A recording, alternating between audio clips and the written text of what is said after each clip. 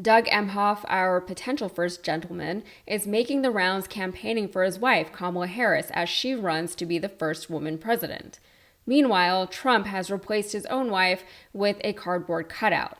Ron Filipkowski posted this on X. At the Trump campaign office in Jupiter, Florida, they have a cardboard cutout of Melania there since she won't show up for anything herself. Where is Melania? No one knows, but apparently the Trump campaign has given up on earlier efforts to get her out on the trail.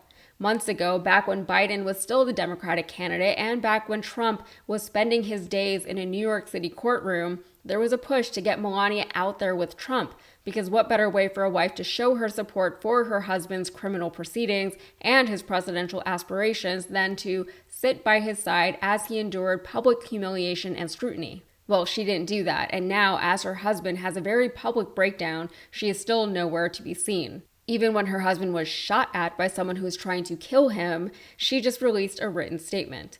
Of course, she wasn't at the event herself, but according to Trump, she was very distraught. What was Melania's reaction, if you don't mind my asking? I know this is very personal, when she learned about what happened on that field in Butler? She was watching. Oh, she was watching in real time? She was watching live. It was all over the place. It was on television. It was on your network, but it was all over the place. And she was watching. I asked her that. I mean, I wasn't there. I was on the ground. And when the world started to, like, you could talk to people, I said, so what was you feeling?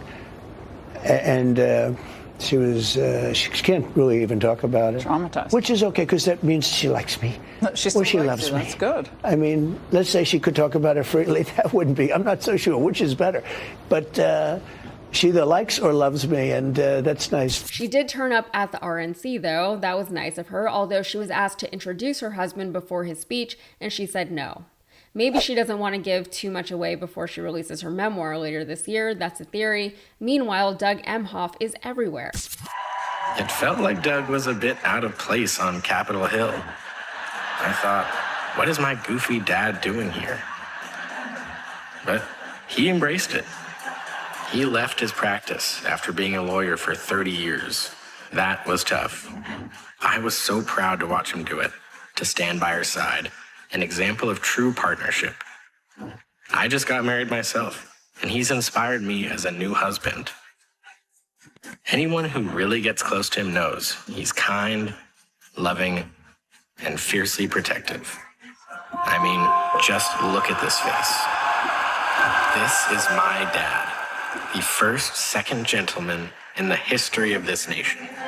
He's found his voice around the issues that matter to him.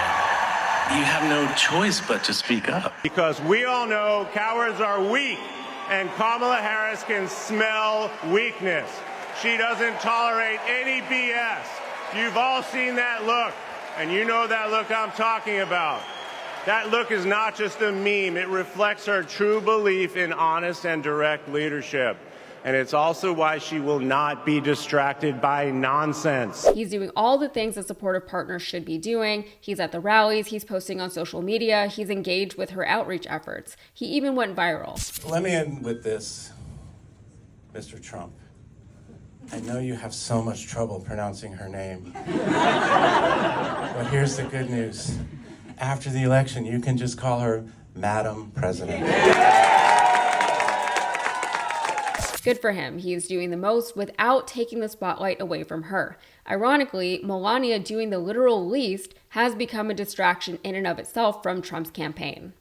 Then there's Usha Vance, the wife of Trump's running mate J.D. Vance, who hasn't said a whole lot, but she does come out and defend her husband periodically because he often needs defending.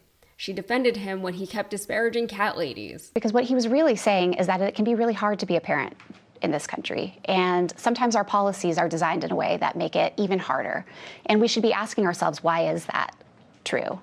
What is it about our leadership and the way that they think about the world that makes it so hard sometimes for parents? And that's the conversation that I really think that we should have. And I understand why he was saying that. Why do these Republican leaders constantly need people to interpret and explain the things that they meant to say? If they meant to say something, then why didn't they just say what they meant to say? Again, these are supposed to be leaders. I'm so tired of Trump supporters deciphering and interpreting for him and putting words into his mouth. Now we're getting this with JD and Usha. She also had to defend him over claims that he wears eyeliner. She said in a statement, "They're all natural. I've always been jealous of those lashes." And I'll defend JD a little bit on this one. Lots of guys have eyelashes like that, and when they do, they are usually fawned over, like that guy from Lost, Nestor Carbonell. His eyelashes were a topic of conversation when he was on that show, and it was never anything negative. People just don't like JD Vance, so even what could have been one of his more endearing qualities has turned people off.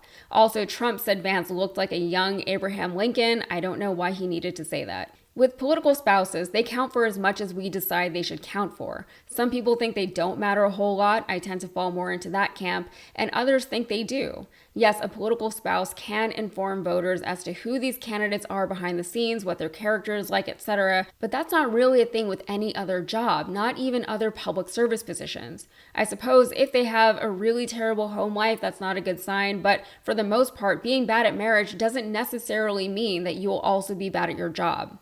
In a way, I almost sympathize with Melania. She married a guy who one day decided to run for president, seemingly out of spite, so she suddenly had to do all this stuff that she never wanted to do. She had more scrutiny on her than she ever asked for. Sure, yes, she married a guy like Trump, so you get what you get for that, but when she married him, he was just an obnoxious rich businessman. Being married to a businessman or even a celebrity is one thing. Being married to a president is a completely different thing. Similarly, Usha Vance seems to have married a very different person from the guy she's married to today. He went from being a never-Trumper to someone who rivals Trump at being the Trumpiest of them all. She seems like an intelligent and capable woman who takes care of her family, does her job, etc. But now she's the wife not just of a politician, but of a MAGA politician. Still, you can't deny that Kamala seems to be benefiting from her seemingly strong marriage and her supportive husband. It does reflect positively on her for now, but if Doug wanted to take a step back from the spotlight, I certainly wouldn't blame him. All right, that's it for me. If you got anything out of this, please like the video and subscribe for more. Thanks.